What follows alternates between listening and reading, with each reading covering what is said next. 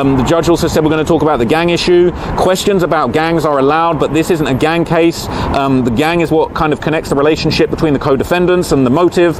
King Von's, senior leadership as a Black Disciple is a big part of why they wanted to get revenge of him. But it wasn't a GDBD gang war. They didn't kill Quando Rondo because he was an op. They killed him because he had been involved in a rap beef with King Von, who was a famous gangster, and unfortunately lost his life in that quarrel.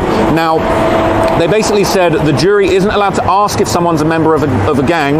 They can listen to the testimony and they can kind of get an understanding and decide what they believe. And the judge made it very, very clear. They said that, look, they could decide based on the testimony that they don't believe any of these guys are in a gang, but they still think they committed the murder, and vice versa. They said the jury could decide based on the testimony, yeah, everybody's all part of the gangs, they're all BDs, but they didn't conspire to commit this particular murder. So it was very, very clear, and the judge gave really great instructions just as far as like where this gang motive starts and ends. We can talk about the gangs that connect these guys, but the gang doesn't dictate the actual murder. It gives a motive. I mean, it's hard to understand, but it's like, it's the motive for avenging King Von is his leadership in the gang.